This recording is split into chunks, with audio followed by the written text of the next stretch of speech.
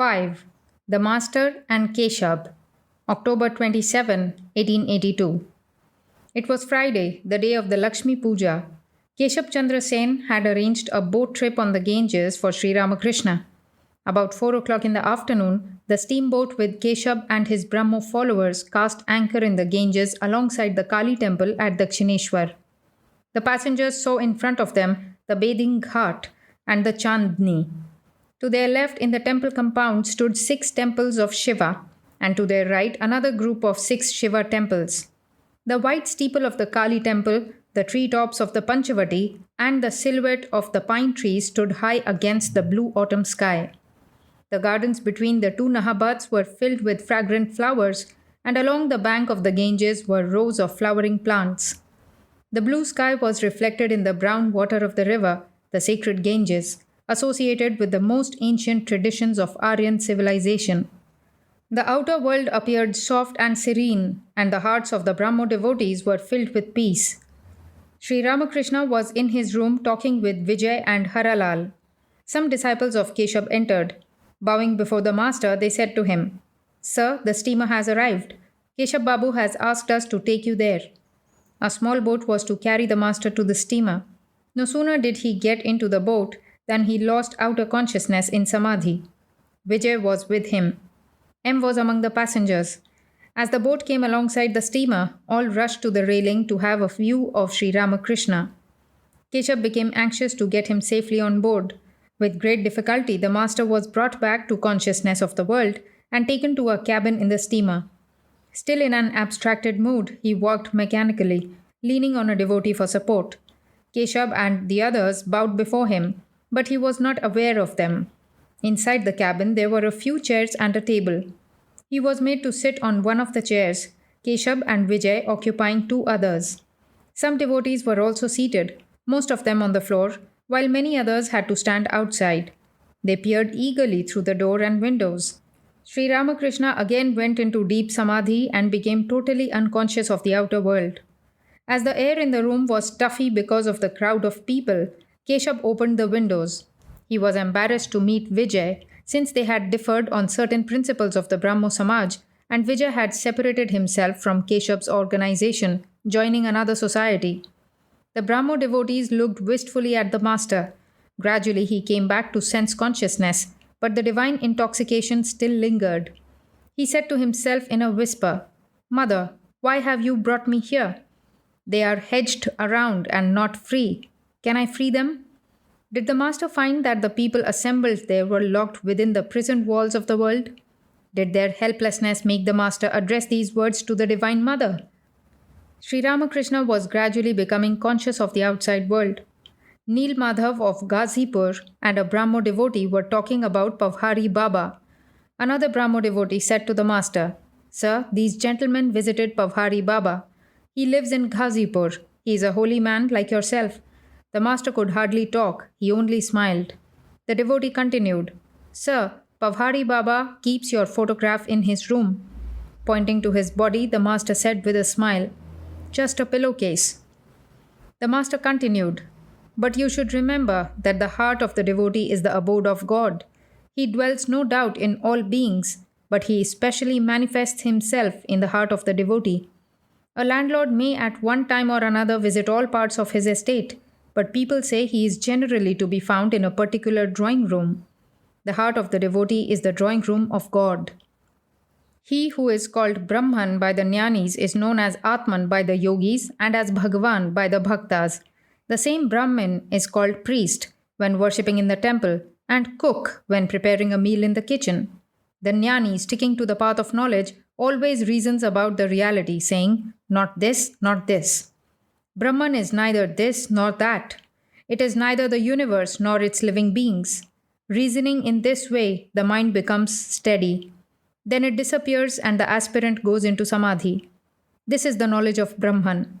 It is the unwavering conviction of the Jnani that Brahman alone is real and the world illusory. All these names and forms are illusory like a dream. What Brahman is cannot be described. One cannot even say that Brahman is a person. This is the opinion of the Jnanis, the followers of Vedanta philosophy. But the Bhaktas accept all the states of consciousness. They take the waking state to be real also. They don't think the world to be illusory, like a dream. They say that the universe is a manifestation of God's power and glory. God has created all these: sky, stars, moon, sun, mountains, ocean, men, animals. They constitute His glory. He is within us, in our hearts. Again, He is outside. The most advanced devotees say that He Himself has become all this: the 24 cosmic principles, the universe, and all living beings. The devotee of God wants to eat sugar, not to become sugar. All laugh. Do you know how a lover of God feels? His attitude is, O God, Thou art the master, and I am Thy servant. Thou art the mother, and I am Thy child. Or again, Thou art my father and mother.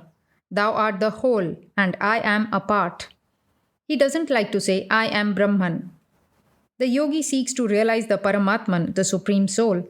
His ideal is the union of the embodied soul and the Supreme Soul. He withdraws his mind from sense objects and tries to concentrate it on the Paramatman. Therefore, during the first stage of his spiritual discipline, he retires into solitude and with undivided attention practices meditation in a fixed posture. But the reality is one and the same. The difference is only in name. He who is Brahman is verily Atman, and again, he is the Bhagwan. He is Brahman to the followers of the path of knowledge, Paramatman to the yogis, and Bhagavan to the lovers of God. The steamer had been going toward Calcutta, but the passengers, with their eyes fixed on the master and their ears given to his nectar-like words, were oblivious to its motion. Dakshineshwar, with its temples and gardens, was left behind. The paddles of the boat churned the waters of the Ganges with a murmuring sound. But the devotees were indifferent to all this. Spellbound, they looked on a great yogi, his face lighted with a divine smile, his countenance radiating love, his eyes sparkling with joy. A man who had renounced all for God and who knew nothing but God. Unceasing words of wisdom flowed from his lips. Master. The Jnani, who adhere to the non-dualistic philosophy of Vedanta, say that the acts of creation, preservation, and destruction, the universe itself, and all its living beings are the manifestations of Shakti, the divine power. If you reason it out, you will realize that all these are as illusory as a dream. Brahman alone is the reality, and all else is unreal. Even this very Shakti is unsubstantial, like a dream. But though you reason all your life, unless you are established in Samadhi, you cannot go beyond the jurisdiction of Shakti. Even when you say, I am meditating, or I am contemplating, still you are moving in the realm of Shakti, within its power. Thus, Brahman and Shakti are identical. If you accept the one, you must accept the other. It is like fire and its power to burn. If you see the fire, you must recognize its power to burn also. You cannot think of fire without its power to burn, nor can you think of the power to burn without fire. You cannot conceive of the sun's rays without the sun, nor can you conceive of the sun without its rays. What is milk like? Oh, you say it is something white. You cannot think of the milk without the whiteness, and again, you cannot think of the whiteness without the milk. Thus, one cannot think of Brahman without Shakti, or of Shakti without Brahman. One cannot think of the absolute without the relative, or of the relative without the absolute. The primordial power is ever at play. She is creating, preserving, and destroying in play, as it were. This power is called Kali. Kali is verily Brahman, and Brahman is verily Kali. It is one and the same reality. When we think of it as inactive, that is to say, not engaged in the acts of creation, preservation, and destruction, then we call it Brahman. But when it engages in these activities, then we call it Kali or Shakti. The reality is one and the same. The difference is in name and form. It is like water, called in different languages by different names, such as Jal, Pani, and so forth.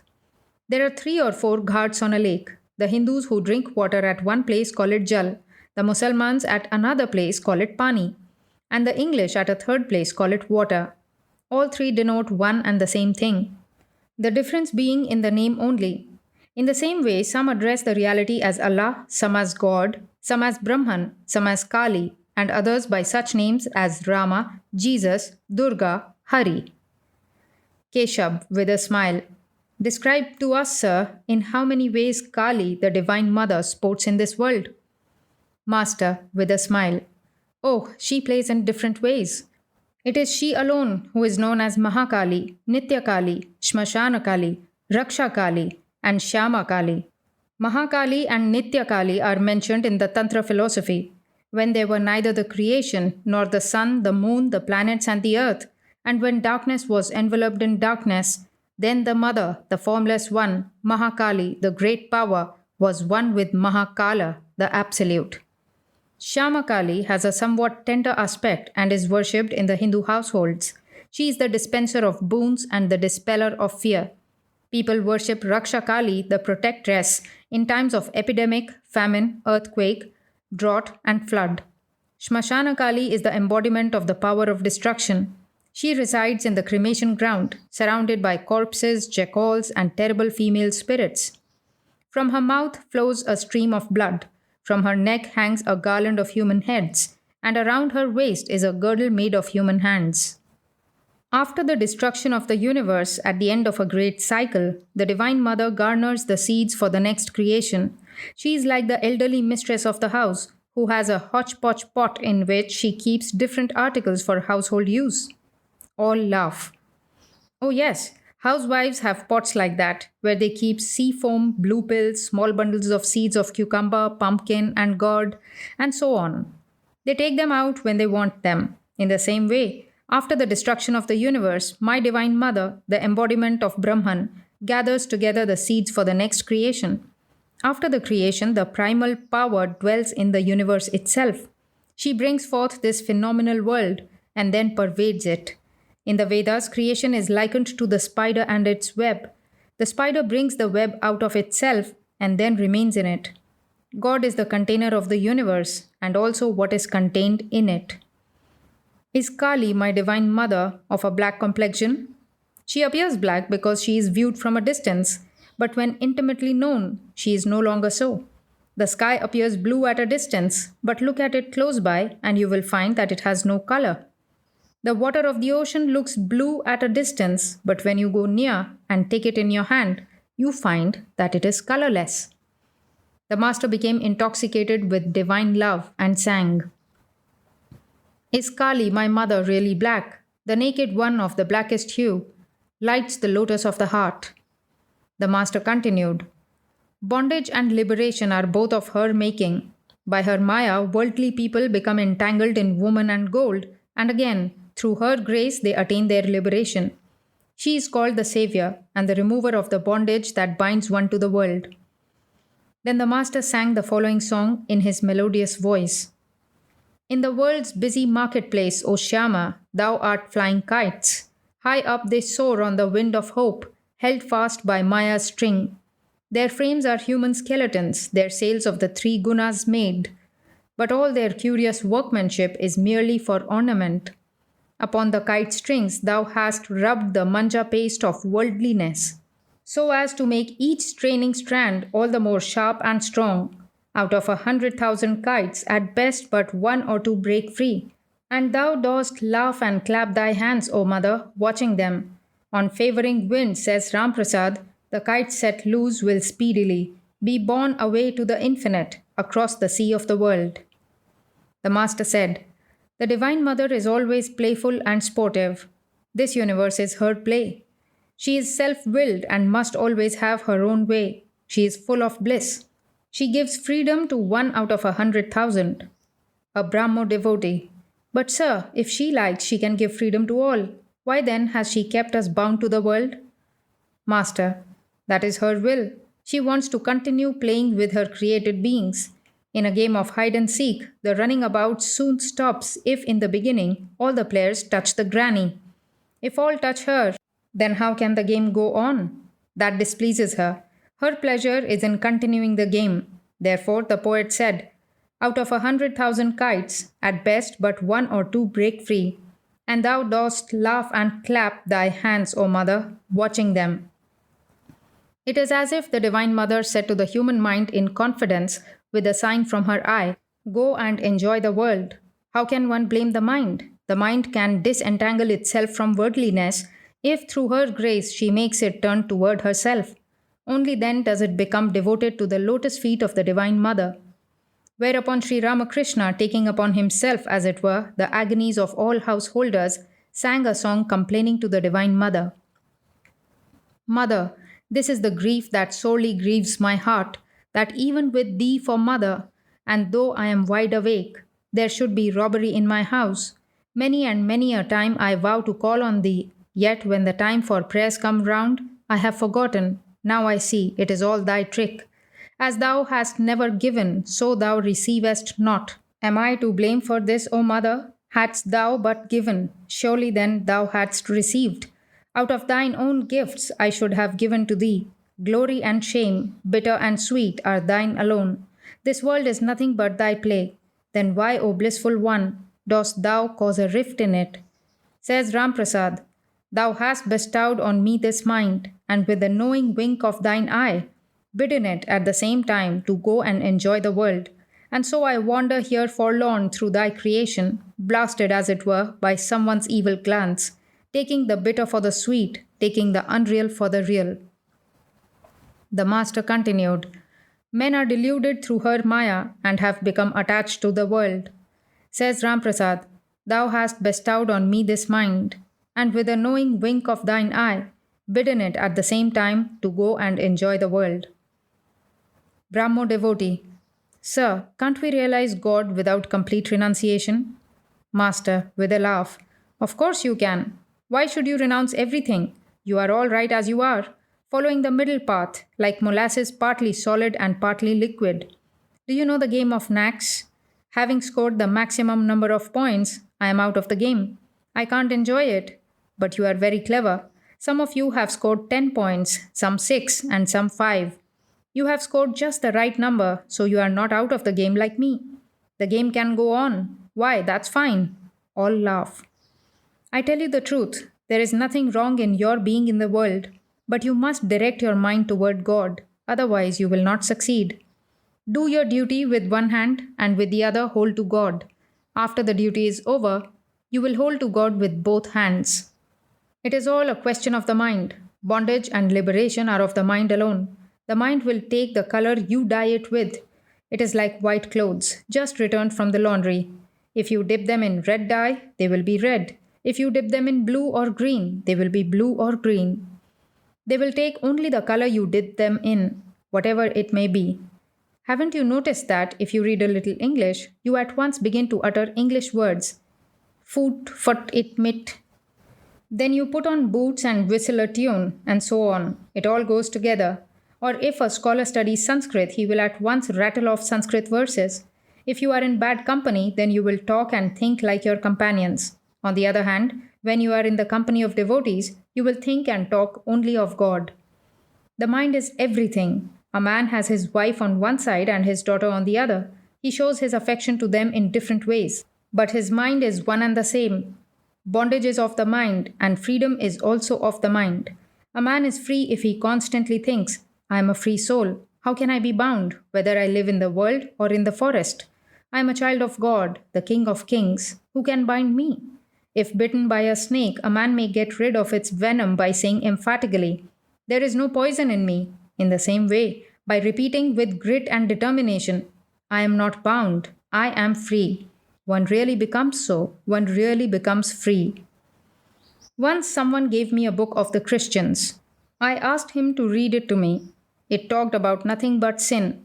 To Keshab, sin is the only thing one hears of at your Brahmo Samaj too. The wretch who constantly says, I am bound, only succeeds in being bound. He who says day and night, I am a sinner, verily becomes a sinner. One should have such burning faith in God that one can say, what? I have repeated the name of God, and can sin still cling to me? How can I be a sinner anymore? How can I be in bondage anymore? If a man repeats the name of God, his body, mind, and everything become pure. Why should one talk only about sin and hell and such things? Say but once, O Lord, I have undoubtedly done wicked things, but I won't repeat them, and have faith in his name. Sri Ramakrishna became intoxicated with divine love and sang, if only I can pass away repeating Durga's name, How canst thou then, O Blessed One, withhold from me deliverance, wretched though I may be? Then he said, To my divine mother I prayed only for pure love. I offered flowers at her lotus feet and prayed to her, Mother, here is thy virtue, here is thy vice. Take them both and grant me only pure love for thee. Here is thy knowledge, here is thy ignorance. Take them both and grant me only pure love for thee. Here is thy purity, here is thy impurity. Take them both, Mother, and grant me only pure love for thee. Here is thy dharma, here is thy adharma. Take them both, Mother, and grant me only pure love for thee. To the Brahmo devotees. Now listen to a song by Ram Prasad. Come, let us go for a walk, O mind, to Kali, the wish fulfilling tree, and there beneath it gather the four fruits of life. Of your two wives, dispassion and worldliness, bring along dispassion only on your way to the tree, and ask her son discrimination about the truth. When will you learn to lie, O mind, in the abode of blessedness, with cleanliness and defilement on either side of you? Only when you have found the way to keep these wives contentedly under a single roof will you behold the matchless form of Mother Shyama. Ego and ignorance, your parents, instantly banish from your sight, and should delusion seek to drag you to its hole, manfully cling to the pillar of patience. Tie to the post of unconcern the goats of vice and virtue, killing them with the sword of knowledge if they rebel. With the children of worldliness, your first wife, plead from a goodly distance, and if they will not listen, drown them in wisdom's sea. Says Ram Prasad, if you do as I say, you can submit a good account, O mind, to the king of death, and I shall be well pleased with you and call you my darling. Why shouldn't one be able to realize God in this world? King Janaka had such realization. Ram Prasad described the world as a mere framework of illusion. But if one loves God's hallowed feet, then this very world is a mansion of mirth. Here I can eat, here drink, and make merry. Janaka's might was unsurpassed. Why did he lack of the world or the spirit? Holding to one as well as the other, he drank his milk from a brimming cup. All laugh. But one cannot be a King Janaka all of a sudden. Janaka at first practiced much austerity in solitude. Even if one lives in the world, one must go into solitude now and then. It will be of great help to a man if he goes away from his family, lives alone, and weeps for God even for 3 days. Even if he thinks of God for 1 day in solitude, when he has the leisure, that too will do him good. People shed a whole jug of tears for wife and children, but who cries for the Lord? Now and then one must go into solitude and practice spiritual discipline to realize God. Living in the world and entangled in many of its duties, the aspirant during the first stage of spiritual life finds many obstacles in the path of concentration. While the trees on the footpath are young, they must be fenced around, otherwise they will be destroyed by cattle. The fence is necessary when the tree is young, but it can be taken away when the trunk is thick and strong. Then the tree won't be hurt even if an elephant is tied to it. The disease of worldliness is like typhoid, and there are huge jug of water and a jar of savory pickles in the typhoid patient's room. If you want to cure him of his illness, you must remove him from that room. The worldly man is like the typhoid patient. The various objects of enjoyment are the huge jug of water, and the craving for their enjoyment is his thirst. The very thought of pickles makes the mouth water. You don't have to bring them near, and he is surrounded with them. The companionship of woman is the pickles. Hence, treatment in solitude is necessary. One may enter the world after attaining discrimination and dispassion. In the ocean of the world, there are 6 alligators, lust, anger, and so forth. But you need not fear the alligators if you smear your body with turmeric before you go into the water. Discrimination and dispassion are the turmeric. Discrimination is the knowledge of what is real and what is unreal. It is the realization that God alone is the real and eternal substance, and that all else is unreal, transitory, impermanent. And you must cultivate intense zeal for God. You must feel love for Him and be attracted to Him. The gopis of Vrindavan felt the attraction of Krishna. Let me sing you a song. Listen, the flute has sounded in yonder wood. There I must fly, for Krishna waits on the path. Tell me, friends, will you come along or no? To you, my Krishna is merely an empty name. To me, he is the anguish of my heart. You hear his flute notes only with your ears, but oh, I hear them in my deepest soul. I hear his flute calling, Radha, come out. Without you, the grove is shorn of its loveliness. The master sang the song with tears in his eyes and said to Keshab and the other Brahmo devotees, whether you accept Radha and Krishna or not, please do accept their attraction for each other. Try to create that same yearning in your heart for God. Yearning is all you need in order to realize Him. Gradually, the ebb tide set in. The steamboat was speeding toward Calcutta. It passed under the Howrah Bridge and came within sight of the botanical garden. The captain was asked to go a little farther down the river. The passengers were enchanted with the master's words, and most of them had no idea of time or of how far they had come. Keshab began to serve some puffed rice and grated coconut. The guests held these in the folds of their wearing cloths and presently started to eat. Everyone was joyful. The master noticed, however, that Keshab and Vijay rather shrank from each other, and he was anxious to reconcile them. Master to Keshab, look here, there is Vijay. Your quarrel seems like the fight between Shiva and Rama. Shiva was Rama's guru. Though they fought with each other, yet they soon came to terms. But the grimaces of the ghosts, the followers of Shiva, and the gibberish of the monkeys, the followers of Rama, would not come to an end. Loud laughter. Such quarrels take place even among one's own kith and kin. Didn't Rama fight with his own sons, Lava and Kusha? Again, you must have noticed how a mother and daughter living together and having the same spiritual end in view observed their religious fast separately on Tuesdays, each on her own account, as if the welfare of the mother were different from the welfare of the daughter. But what benefits the one benefits the other. In like manner, you have a religious society, and Vijay thinks he must have one too. Laughter. But I think all these are necessary. While Sri Krishna himself, God incarnate, played with the gopis at Vrindavan, troublemakers like Jatila and Kutila appeared on the scene. You may ask why. The answer is that the play does not develop without troublemakers. All laugh. There is no fun without Jatila and Kutila. Loud laughter. Ramanuja upheld the doctrine of qualified non-dualism, but his guru was a pure non-dualist. They disagreed with each other and refuted each other's arguments. That always happens. Still, to the teacher, the disciple is his known. All rejoiced in the master's company and his words. Master to Keshab, you don't look into people's natures before you make them your disciples, and so they break away from you. All men look alike, to be sure, but they have different natures. Some have an excess of sattva, others an excess of rajas, and still others an excess of tamas. You must have noticed that the cakes known as puli all look alike, but their contents are very different.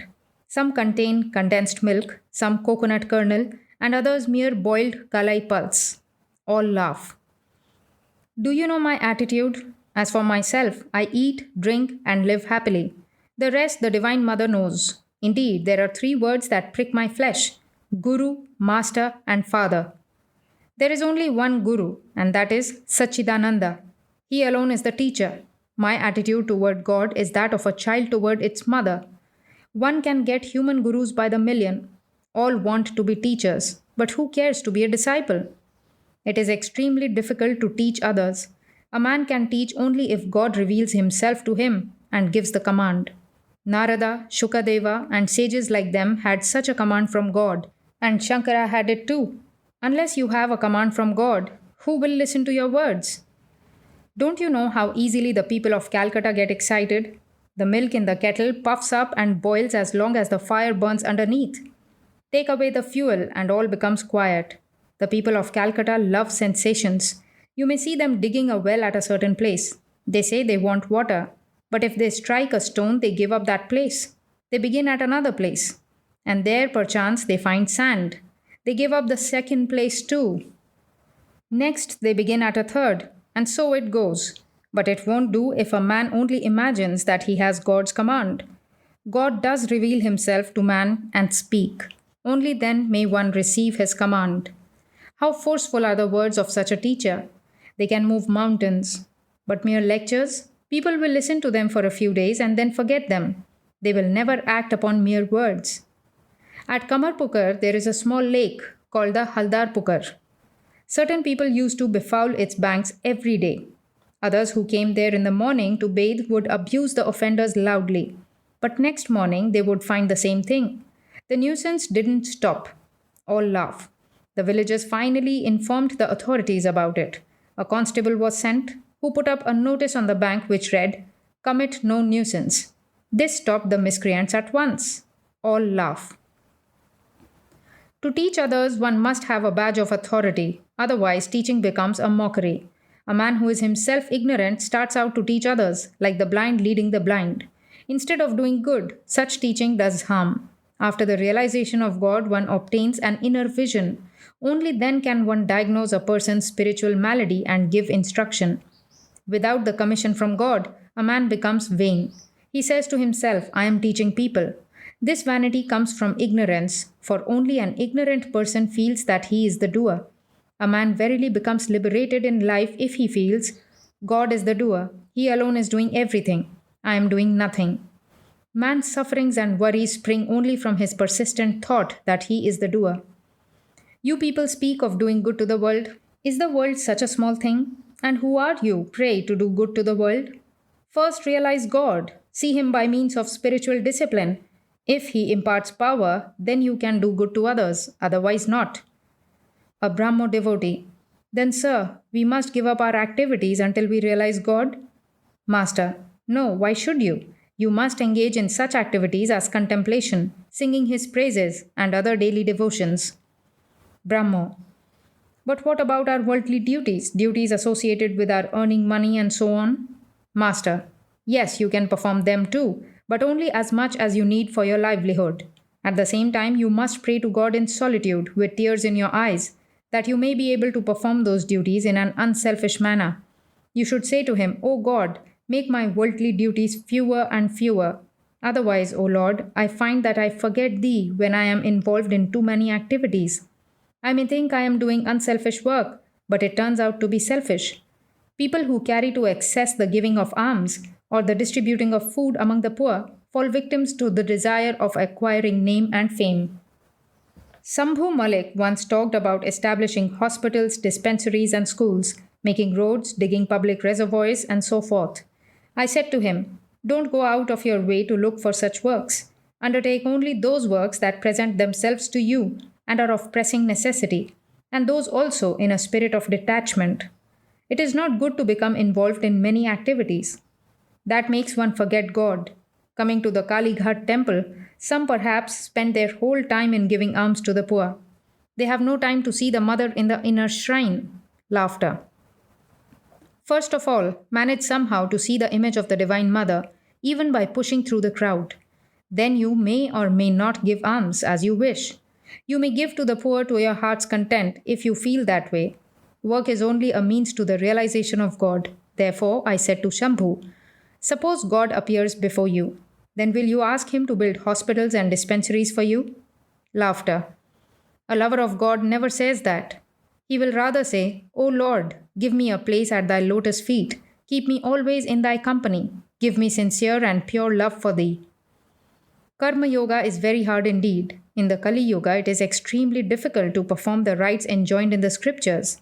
Nowadays, man's life is centered on food alone. He cannot perform many scriptural rites. Suppose a man is laid up with fever. If you attempt a slow cure with the old-fashioned indigenous remedies, before long his life may be snuffed out. He can't stand much delay. Nowadays, the drastic D-Gupta mixture is appropriate.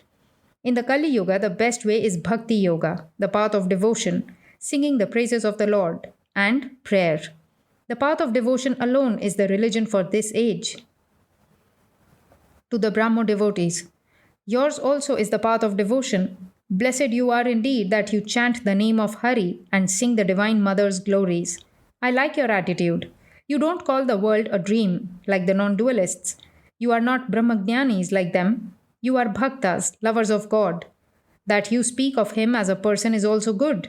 You are devotees. You will certainly realize Him if you call on Him with sincerity and earnestness.